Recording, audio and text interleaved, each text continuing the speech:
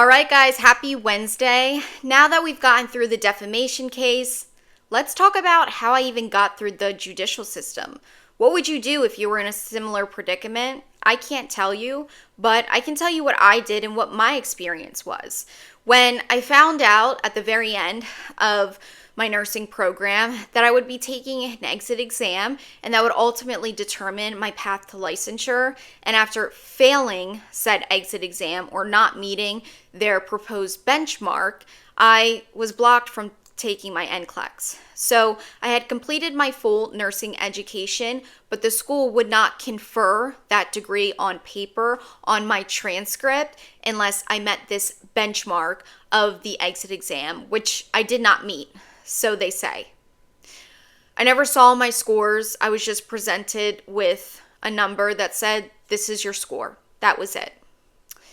So at that point, I didn't know what to do. And I went on to try and remedy the situation, asking for reasonable remediation, but I was repeatedly turned down and was told I had to retake and repay things I've already done. So I start reaching out to lawyers. What can I do? I have no money. I'm 30 grand more now in debt. I will not be getting my license. What am I supposed to do? This was not in the game plan. So I take advantage of free consultations, trying to figure out what to do. And I really don't get anywhere because at that time, exit exams weren't a heavy topic as they were now. Like, it wasn't coming out in the public as it is now. So I was told to wait, let the board step in, reach out to the state, reach out to the board. They have to take care of this. So that's what I do. And not only me, others from my knowledge do too. So time goes by and I'm thinking now, I really have to repeat nursing school? Like, this is crazy. Well, I'm not going back there because I don't trust them. I don't know what's going on. So I take a few years to now take into consideration double of the debt, finding a new school, what that would look like. My circumstances are different. I don't even know if it's feasible, but we'll try it.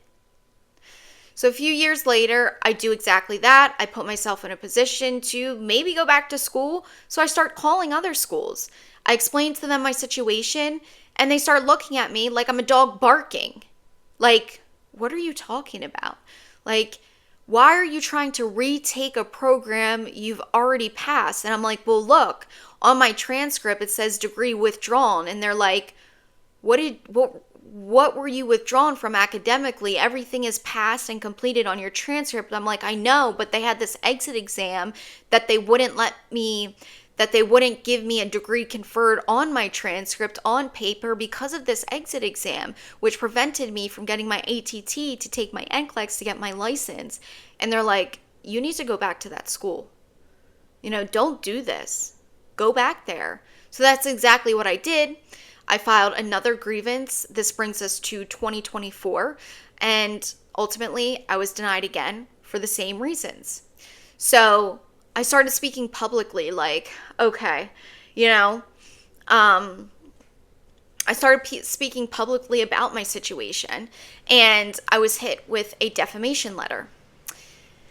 I was hit with cease and desist, leading to a defamation lawsuit. We go to court, I present my case, and we were supposed to come back for resolution.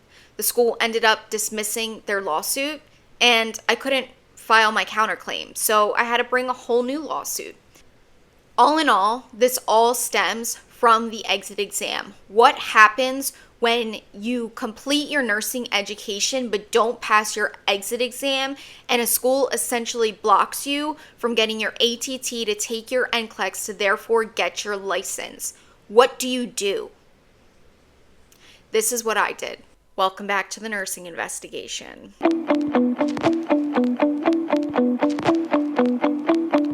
The scariest part wasn't court. It was thinking I wasn't allowed to speak. When you get hit with cease and desist letters, mind you, anybody can send them. And that phrase really makes me mad nowadays because people throw it around so lightly, it almost loses its meaning.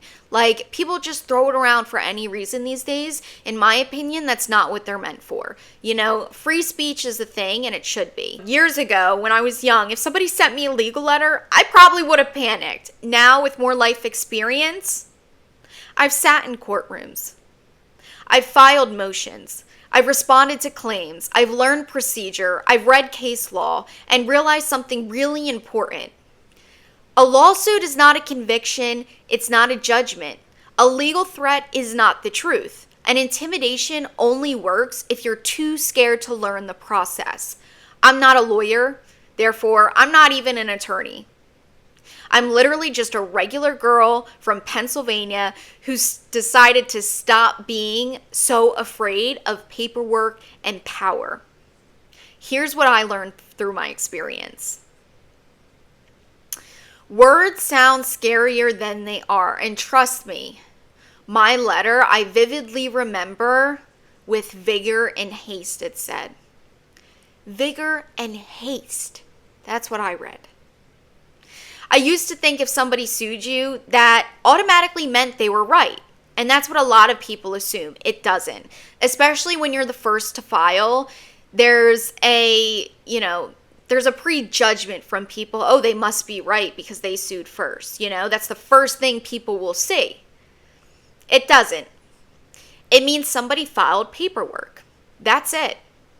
Court is a process. It's not a final judgment. And I think a lot of regular people like me get intimidated before they even understand what's happening. They, instead of, going through A, B, C, they skip all the way to Z and they're like, oh, I need money, I need an attorney, how am I going to do this? I know nothing, blah, blah, blah. Like, start with step one, take a breath. When they hear words like defamation, cease and desist, complaint, motion, summons, I'm suing you for money, I'm suing for an injunction, etc., it sounds terrifying until you actually learn what they mean. I had to learn things nobody ever teaches regular people, right? Like when you're in high school, you don't learn how to change a tire. You don't learn about taxes. You don't learn about how to represent yourself in law. You learn about the Bill of Rights, your First Amendment, all these things, but not actually how to apply it and what they should be used for. How to respond, how to organize evidence, how to file, how to serve documents, how to hearings in court work. Who is the court clerk? What do they do? How to speak respectfully in court. How to stay calm when attorneys are talking in circles around you, because I swear to God, it's rage bait. I promise you, it's rage bait. And honestly, the more I learned, the less scary it became, and I found it quite interesting as somebody who never liked history or social studies. I think when you are being sued or when you're presented with somebody of power and heavy contracts and money and things like that, when it's so disproportionate, I think in my observation through general experiences and things I've seen in the world, I believe they count on fear. Fear works a lot, especially when it's so disproportionate. So I think what shocked me the most is realizing how many people back down the second they receive a legal letter or they're presented with something they could even take to court, but they choose not to because they're scared. Not because they're wrong, not because they don't have evidence, but just because they're scared. Scared of money, scared of lawyers, scared of attorneys, scared of courtrooms, scared of sounding stupid. And trust me, I understand that now. I have made so many mistakes, but I feel like everything comes full circle. Because I also learned you do not need to be the richest person in the room to stand up for yourself, especially when you're telling the truth. People will always be late to the truth. I expected from the beginning, going up against somebody much larger than me, that nobody's going to believe me. That's how the world works in every situation. The first person to speak, the bigger entity, they're just giving this trust, even by the public, even people they don't know. You're just automatically deemed trustworthy. And the person coming out speaking about this crazy incident is the one who looks crazy. But eventually, when the truth comes out, it's silent, but eventually it reveals itself. The general process I personally learned navigating New Jersey civil court is the court is not expensive as people think it is. To me, I thought, if you don't have money, you can't sue somebody. If you don't have a lot of money, you can't sue somebody. Not everything is like so expensive you couldn't find a way into the system. When I heard legal aid services, I was like, what? There's fee waivers. So for example, like when you have to file documents, you have to pay court fees, or like when you serve somebody a summons, you pay the sheriff's department. Like I think it was like around $50 or something for that. There's fee waivers. Like if you really don't have it, there are ways you can get those fees waived. I also didn't know about legal aid services. You may be eligible for free legal assistance. And I know people think of legal aid as like public defenders. Oh, they're not really going to care. They're not really going to help me. No, you can reach out to so many, and maybe you'll find that one person that you connect with that cares. You'd be surprised how many good people there are in the world. You just have to find them. There's contingency fee lawyers. This is more applicable to like injury law, where they don't charge you unless you win and they'll take a percentage, but it is possible. And for small claims court specifically, for minor disputes, like for self-representation, filing fees are typically lower too. So it's not expensive right off the bat per what people usually think. And statute of limitations are pretty grand. Like it's not like if something happens today, you have to file tomorrow. Like you have more than enough time to save up what you need to actually file, But this is my general experience. Now it's going to vary per state, so keep that in mind. But this is the general idea of how to work through the court process. So first, what I did is make an eCourts account online. So a lot of states, if not all, everything has gone online now. So you can submit your complaint, your affidavit, your filing fees, whatever, online in a portal. You can create an account. Everything can just be submitted online, which I didn't know at the beginning. But you can still do it the old school way and mail everything. Or you can bring in the documents to the actual court, the state you're filing in. I filed within the state where the problem happened. Also keep in mind, and from what I know, you file in the state where the problem happened. Now, this will be different for every venue, jurisdiction, but generally the process is the same. If I could go back in time, I would actually call the courthouse and get paperwork step by step because they actually have it. Isn't that crazy? Like, I always wondered what a court clerk does, right? Part of their job is literally to help people like you and me navigate the system. So if I could go back in time, I would literally be like, okay, I'm about to file a complaint for XYZ. How do I do that? What is the first step? Complete the first step, call back and be like, okay, what's the second step? Complete that step, call back, and just keep going. Because to take on all that information at once, especially in such a high stress, high stakes situation like this, it can be overwhelming on top of everyday other stressors in life. So that's what I would do if I could go back in time and not take it all on once. They literally have everything you need. Like, they have the papers you need. Like, literally, they will send you everything you need. And you can call them on the phone. You can walk in. Some places you can actually email. Like, just first start by asking a simple question.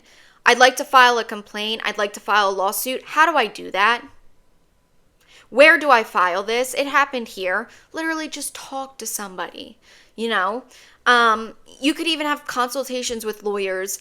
Believe it or not, even if they're not going to take your case, a lot of them will answer you. And I even believe they have like a duty to answer. Even if they're not going to take your case, they'll deny it, but they will email you back and be like, you should do this, this, and this. It can't hurt. So generally, this is how it worked for me in Chancery Equity Trial Court. This is how it worked for me. Because remember, I'm not only or potentially suing for money damages, I'm also suing for, my degree. So when I went to sue somebody, this is how the process worked. So first what happened was I filed a complaint with an order to show cause. So first, these are the facts and requiring the defendant to explain. I also had to serve the defendant. The person you are suing has to be served. They have to be notified this is happening. Typically, in my experience, I did this through the sheriff's department, I believe, but there's also third parties who will do it for a fee as well. And then once they are served, you will get confirmation. They will also send the court the confirmation they've been served. That confirmation is needed so the court can move forward with your case. When the case is accepted, you'll get a case number. All of this, in my case, happened virtually, and in many other states, if not all of them now, everything is pretty much virtual. So you'll get updates as it goes to make sure everything is on track. And if you don't, or if your state doesn't operate on a virtual system, you can always call in, every week, every 2 weeks and be like, hey, what's the status? Making sure you're on top of everything because there are deadlines.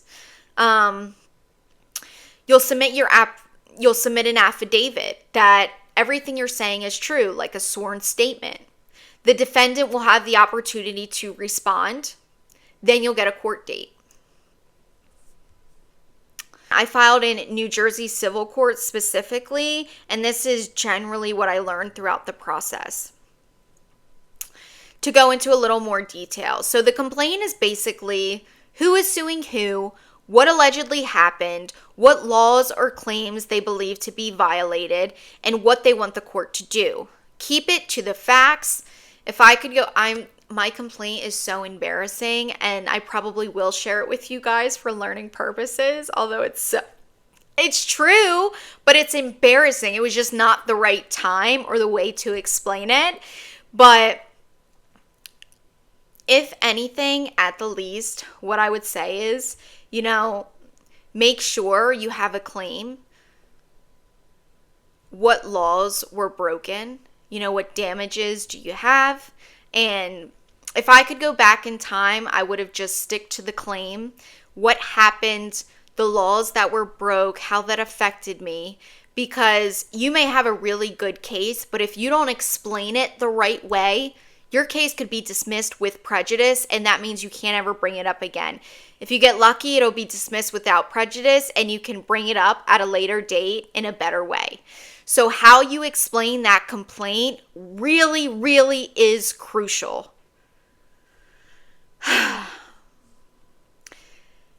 Then the court issues that summons. After that, the other side has to be formally served, meaning officially given those lawsuit papers we talked about. The summons has to do with being served, notifying the other party so they can respond and show up to court.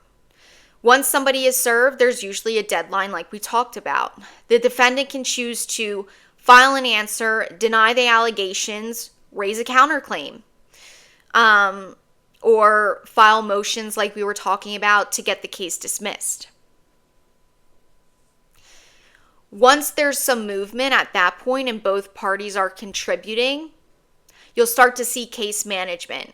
You'll see that case number. You'll see conferences, motions, hearings, discoveries, exchanging of evidence, certifications, affidavits, and eventually settlement discussions, arbitration, we'll get into later, or trial, depending the type of case. There's so many things that could happen, but you'll always get updates. And in New Jersey specifically, again, I filed everything mostly through e-courts. So you'll also learn that everything is very procedural. So what I didn't know at the beginning is anything that had to do with procedure, deadlines, formatting, service requirements, schedules, rulings, like what a motion to dismiss was, what is an order to show cause, what is a complaint, what is a summons. Like, I didn't know any of this. And honestly, one of the biggest things I learned is it's not as mysterious as I made it out to be in the beginning. Once you go through the process and you do everything in order, it's like learning anything else that's new, you know? It's a process, but it can be done. A very intimidating process, but nonetheless, it's just a process like anything else I've done in life. The next steps, what happens after that court hearing really sets the trajectory of what happens next. So in my case, the school had dismissed their claims and I had to file a whole new lawsuit. Trust me, it's much easier to submit a counterclaim and piggyback off of what's already going on than to start a whole new case. Things get complicated from my experience and observations. It's just because now you have two cases that, in my opinion, are really just one that have the same underlying factors. It's just, you don't need to know that. Forget that. So at this point, now what happens is, so a couple things could happen. Either, the judge takes your case and it's done right then and there, or you'll come back for a settlement conference or what's going to happen. Maybe the judge needs time to review and think about it, or the party can submit those motions to dismiss your claims to get it thrown out. Maybe they want it heard in arbitration or another venue. There's chancery, there's equity, there's is it going to be a jury trial? Is it going to be a trial with the judge? Like, all these things have to be figured out. So in my case right now, the judge did not make a ruling. We were supposed to come back for settlement. The college had dismissed their claims. I had started a new lawsuit. That lawsuit brought me into 2025, now into 2026. I was preparing for discovery to go to trial, and then the college had appealed that decision, and now it was escalated to the appellate court to review and see, can my case stay in trial, stay in court, or should it be put into arbitration? So my case is being heard. We are just going back and forth on where it should be heard. So as of right now, I am catching you guys up on how we even got here, and I'm investigating this nursing industry, nursing schools, these exit exams, how students can complete nursing school and not get their license, and what this looks like for student loan debt, being on welfare, the economy, nursing shortages. Like, it's just opened a huge door of what I didn't know, a huge can of worms I didn't even know was there. And now I'm looking at something going on in another state. A nurse practitioner is getting a bill passed for things similar to this that I've been looking into. So I'm not sure my journey will stop here if this doesn't end in good faith. I don't know. Now I'm just, relaying my experience because somebody out there may be able to relate. And if not today, maybe tomorrow. And breaking down how it all went, because I wish I had somebody who did this before me that could give me the answers. But I believe my case is unique, similar to others, but also unique. So I had nobody to ask. And I hope somebody can watch this and whatever they're going through, they can learn and it helps them. Legal literacy now, I feel like a lot of people need to know it because people will be scammed in their lives. You'll be taken advantage of. Like, you need to know basic legal literacy, because if you don't, your rights will be trampled over and you won't even know it. You could have won and you wouldn't even know it.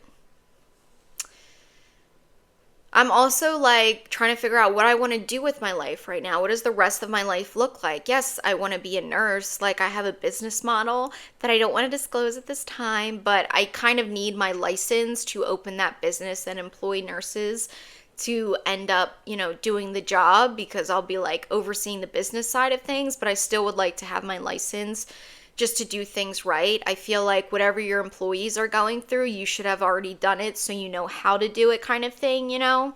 I wouldn't feel right if one of my employees could do something I couldn't. Does that make sense? But yeah, I'm thinking like I really like investigative journalism now, like uncovering stories and truth and things people don't talk about. So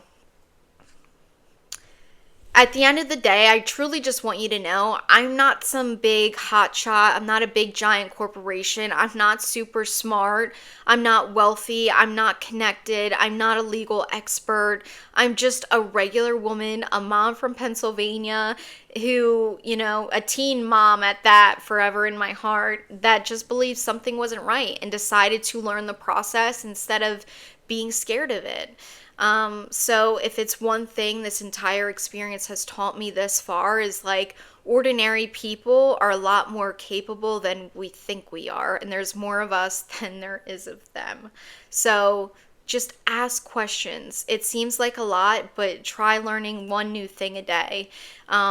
First call and say, what's my first step? Complete that, move to the second step. Spend each day learning one thing new because the time is going to pass anyway. So think of that over time, how much you could learn. All right, guys, so I just truly wanted to end.